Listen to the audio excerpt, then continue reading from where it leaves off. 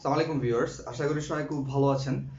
So আজকে আমরা এই ভিডিও সিরিজটাতে ইংলিশ গ্রামার নিয়ে আলোচনা করব অ্যান্ড ইংলিশ গ্রামারের মোস্ট ইম্পর্ট্যান্ট একটা টপিক হলো চেঞ্জিং সেন্টেন্স, যেটা আমাদের ক্লাস 6 টু এইচএসসি লেভেল পর্যন্ত প্রত্যেকটা ক্লাসেই আছে এবং আমাদের স্টুডেন্টদের এটা হচ্ছে যে মনের মধ্যে অনেক জ্বালা যন্ত্রণা সৃষ্টি করে। সো এই জ্বালা যন্ত্রণা দূর করার জন্য আজকে আপনাদের সাথে আমি আছি। সো এই চেঞ্জিং সেন্টেন্সটা এইচএসসি লেভেলে হচ্ছে 5 মার্কসের, আর 9-10 হচ্ছে এটা 10 মার্কসের, আর 6 to 8 পর্যন্ত হচ্ছে 5 মার্কসের।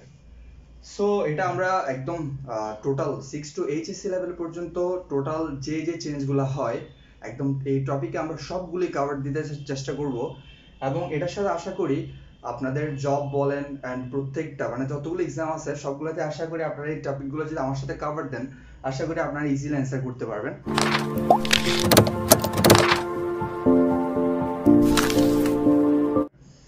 সো লেটস সি চেঞ্জিং সেন্টেন্সে কি চেঞ্জগুলো হয় অ্যান্ড চেঞ্জিং সেন্টেন্স কি ধরনের। চেঞ্জিং সেন্টেন্স হলো সেন্টেন্সের পরিবর্তন।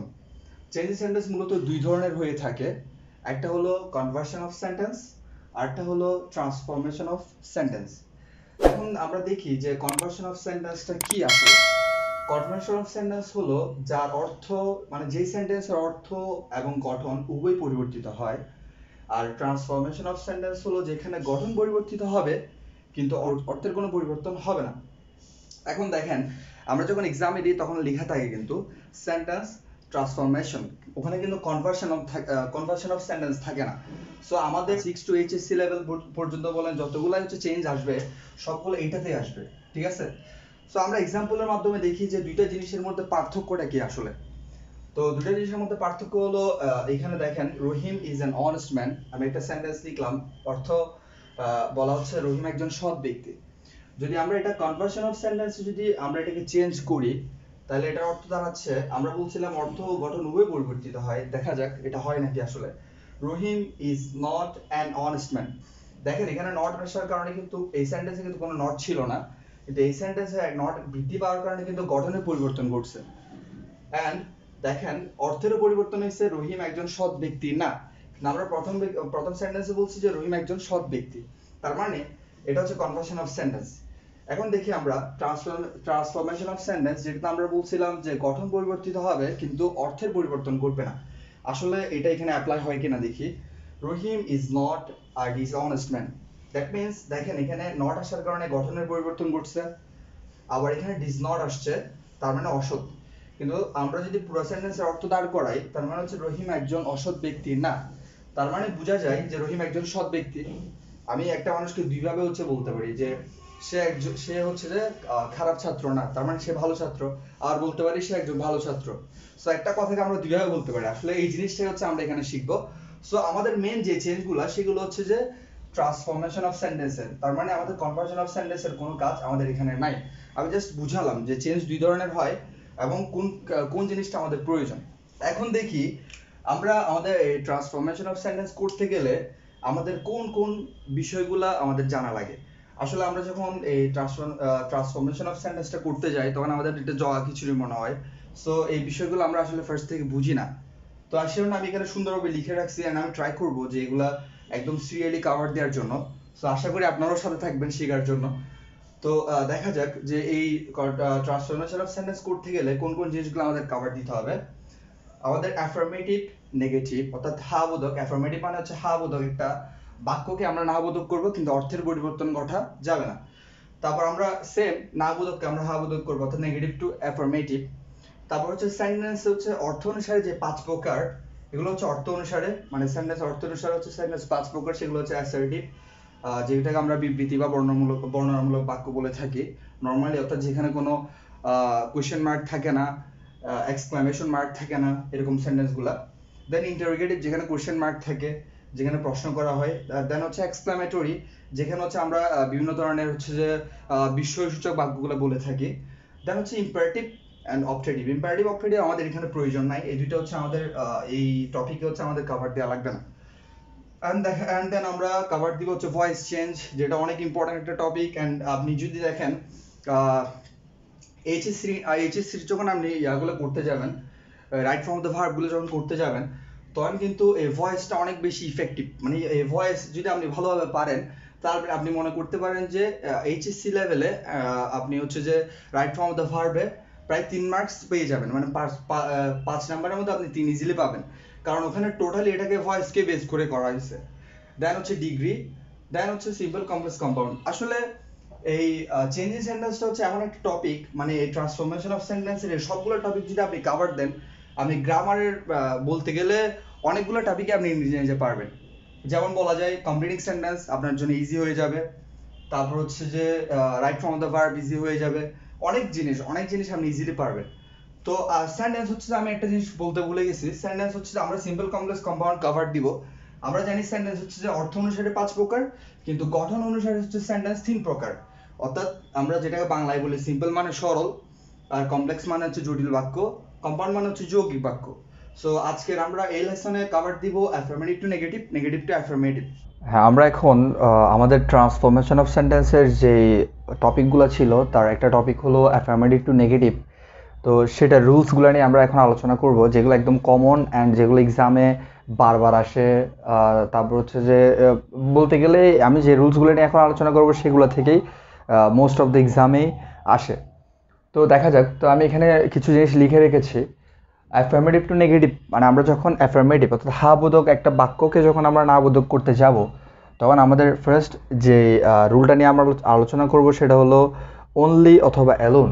অনলি অথবা যদি অ্যালোন থাকে তাহলে আমরা সেটার স্থানে নান বাট বসাবো যখন ওই সেন্টেন্সের ব্যক্তিবাচক থাকবে, অর্থাৎ অনলির পরের যে ওয়ার্ডটা থাকবে, অনলি প্লাস যে অ্যাটাচ যে ওয়ার্ডটা থাকবে সেটা যদি ব্যক্তিবাচক হয় তাহলে আমরা নান বাট বসাবো। যদি আমরা সেটা এক্সাম্পলের মাধ্যমে দেখি তাহলে দেখেন, only Shakib can play good cricket. তাহলে দেখেন অনলির সাথে যে ওয়ার্ডটা আছে সাকিব, এটা হচ্ছে যে ব্যক্তিবাচক একটা ওয়ার্ড। তাহলে আমরা অনলির জায়গায় বলছিলাম ব্যক্তিবাচক হলে আমরা কি বসাবো? নান বাট বসাবো। আমরা ঠিক সেরকমভাবে বলতে পারি যে একটা কমন একটা যে এক্সাম্পল আছে সেটা হলো only Allah can help us. তা আমরা সেখানেও যদি আমরা বলি তাহলে আমরা বলতে পারি যে none but Allah can help us. So এরকম অনলির সাথে যদি ব্যক্তিবাচক কোনো ওয়ার্ড থাকে তাহলে আমরা সেই অনলির জায়গায় বসাবো নান বাট। তাহলে দেখেন আমি লিখছি none but Shakib can play good cricket, এটাকে আমরা নেগেটিভ করছি, ঠিক আছে। দেন আমরা সেকেন্ড রুল যদি দেখি, আমি বলছি এখানে যদি বস্তুবাচক হয় তখন আমরা অর্থাৎ অনলির সাথে যে ওয়ার্ডটা থাকবে সেটা যদি বস্তুবাচক হয় তাহলে আমরা অনলির স্থানে নাথিং বাট বসাবো। তাহলে দেখি আমি একটা এক্সাম্পল দিচ্ছি, he has only a bike. তাহলে এ বাইক এটা অবভিয়াসলি একটা বস্তুবাচক জিনিস, তাহলে সেটার অনলির পরেই আছে, অর্থাৎ অনলি প্লাস বস্তুবাচক। তাহলে আমি বলছি যখন অনলি প্লাস বস্তুবাচক কোনো কিছু থাকবে তখন আমরা অনলির স্থানে বসাবো নাথিং বাট। তাহলে he has nothing but a bike. Okay, আচ্ছা। দেন আমরা যখন সংখ্যাবাচক কোনো কিছু বুঝাবে, অর্থাৎ 1 2 3 4 এরকম সংখ্যা জাতীয় কোনো কিছু বুঝাবে, তখন আমরা সে জায়গায় নট মোর দেনও বলতে পারি, আবার চাইলে আমরা নট লেস দেনও বলতে পারি। অর্থাৎ নট মোর দেন মানে হচ্ছে যে বেশি না, মানে যেটা বলবো সেটা হচ্ছে বেশি না। নট লেস দেন মানে হচ্ছে যেটা বলবো সেটা হচ্ছে কম না। তাহলে আমরা বলতে পারি, আমি এখানে একটা এক্সাম্পল দিলাম, দে হ্যাভ অনলি 2 কার্স। তাদের হচ্ছে যে শুধুমাত্র দুইটি কি আছে? কার আছে।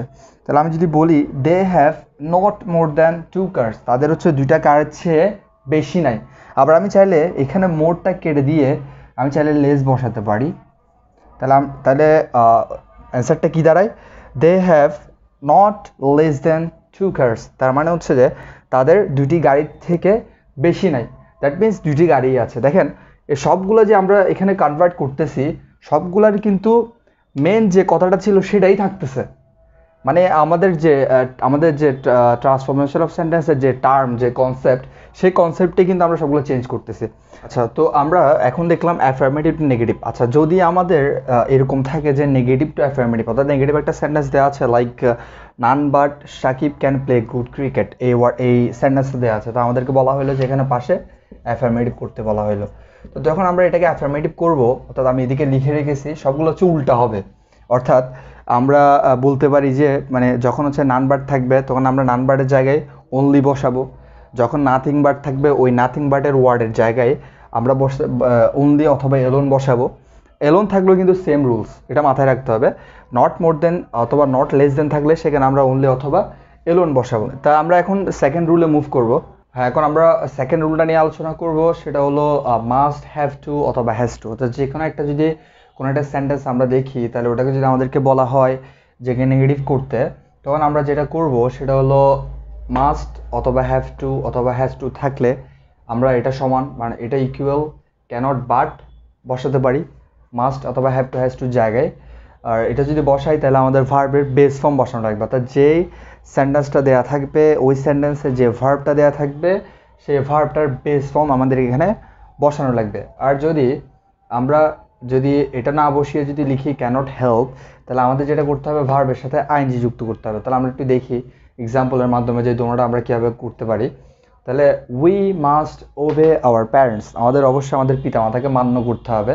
এটাকে যদি আমরা নেগেটিভ করি তাহলে দেখেন আমি বলছি মাস্ট থাকলে এটা ইকুয়াল লিখতে হবে ক্যানট বাট প্লাস ভার্বের বেস ফর্ম, এটা একটা রুল। আর সেকেন্ড হচ্ছে আমরা চাইলে cannot help plus verb plus ING লিখতে পারি। তাহলে আমি যদি এটাকে এটা অনুসারে যদি চেঞ্জ করি তাহলে এটা হবে we cannot but obey our parents. যদি এটাকে আমি এরপর আরেকটা সেন্টেন্স দিয়ে আমি দেখাচ্ছি যে ক্যানট হেল্প থাকলে কীভাবে চেঞ্জ হবে, ইউ মাস্ট কেয়ার দ্যাম, তোমার অবশ্যই তাদেরকে কী করতে হবে, যত্ন নিতে হবে তাদের। তাহলে আমরা যদি এটাকে চেঞ্জ করি, যদি এই সেকেন্ড রুল যদি চেঞ্জ করি তাহলে you cannot help caring them.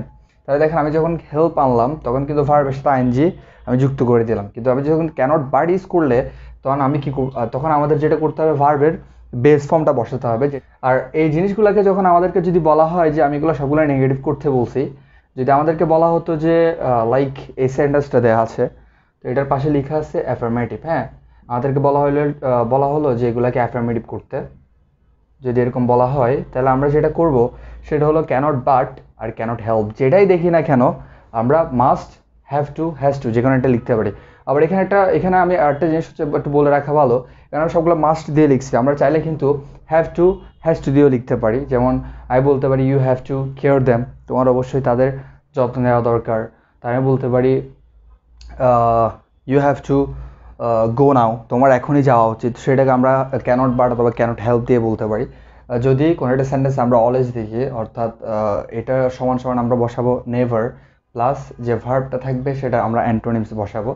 যেমন আমরা কিন্তু অনেক সময় অনেক প্রিয়জনকে বলে থাকি যে আই অলওয়েজ রিমেম্বার ইউ, আমি তোমাকে সবসময় মনে রাখবো, স্মরণ রাখবো। সো এটাকে যখন আমাদেরকে নেগেটিভ করতে বলবে আমরা চাইলে এটা নেগেটিভ ভাবেও বলতে পারি, আই নেভার ফরগেট ইউ, আমি তোমাকে কখনো ভুলবো না, দ্যাট মিনস আমি তোমাকে সবসময় মনে রাখবো। যখন আমাদেরকে বলা হবে যে নেগেটিভ টু অ্যাফার্মেটিভ করতে, অর্থাৎ লাইক এটা দেওয়া আছে সেন্টেন্সের মধ্যে, আমাদেরকে এখানে বলা হলো যে তুমি এটাকে অ্যাফার্মেটিভ করো, হ্যাঁ তো তখন আপনি যেটা করবেন, আমি এখানে লিখে দিচ্ছি নেগেটিভ টু অ্যাফার্মেটিভ গ্রহণ করতে বলে তখন ভাইস ভার্সা, তো উল্টাটা হবে, হ্যাঁ তখন আমরাও যেটা করবো সেটাও ঠিক সেম অলওয়েজ থাকবে। দেন হচ্ছে যে এখানে নেভারের সাথে যে অ্যান্টোনিমটা থাকবে সেটার আবার অ্যান্টোনিম বসবে, অর্থাৎ ফরগেট থাকলে রিমেম্বার বসবে, গুড থাকলে ব্যাড বসবে, এরকম আর কি। দেন আমরা 4 নম্বর রুলটাতে চলে যাই। এভরি যুক্ত কোনো ওয়ার্ড থাকলে, অর্থাৎ একটা সেন্টেন্সে আমরা বলতে পারি every one, every person, everybody, মানে এভরি যুক্ত যত ওয়ার্ড আছে এরকম ওয়ার্ডগুলো, অর্থাৎ এভরি প্লাস কমন নাউন যদি থাকে, আবার এভরি আমি বলতে পারি যে এভরি মাদার মানে কমন, যে মা দিয়ে সবাইকে বোঝাচ্ছে, এভরি টিচার দিয়ে সব শিক্ষককে বোঝাচ্ছে, এভরি প্লেয়ার, তো এরকম যতগুলো কমন নাউন আছে বা এভরিবডি, এভরিওয়ান এরকম যদি থাকে তাহলে সেটা সমান সমান আমরা বসাবো এভরির জায়গায় দেয়ার ইজ নো। দেন হচ্ছে যে এভরির সাথে যে ওয়ার্ডটা থাকবে সেটা আমি এখানে লিখছি অ্যাটাচ ওয়ার্ড, মানে অ্যাটাচ ওয়ার্ড বলতে যে এভরির সাথে যে ওয়ার্ডটা থাকবে সেটা। দেন হচ্ছে যে বাট, তো আমরা যদি এর এক্সাম্পলের মাধ্যমে দেখি একদম কমন, এটা অনেকগুলো এক্সামও আসে, every mother loves her child, তো সেটাকে যদি আমরা চেঞ্জ করি তাহলে আমি বলছি every equal to there is no হবে। দেন যে এভরির সাথে যে ওয়ার্ডটা থাকবে তাহলে এভরির সাথে এখানে যে ওয়ার্ডটা আছে সেটা হলো মাদার, তাহলে দেয়ার ইজ নো মাদার। দেন আমি বলছি বাট বসবে, বাট লাভস হার চাইল্ড। তো এটা হচ্ছে যে আমাদের ফোর্থ রুল। দেন লাস্ট যে রুলটা সেটা হলো বাই নট, অর্থাৎ নট দ্বারা যদি আমরা কোনো একটা সেন্টেন্সকে চেঞ্জ করতে যাই তখন আমাদের যেটা করতে হবে বাই নট প্লাস অ্যান্টোনিমস, অর্থাৎ যে অ্যাডজেক্টিভ থাকবে সেটা আমরা অপোজিট ওয়ার্ডটা আনবো, মানে এটার বিপরীত শব্দটা আনবো।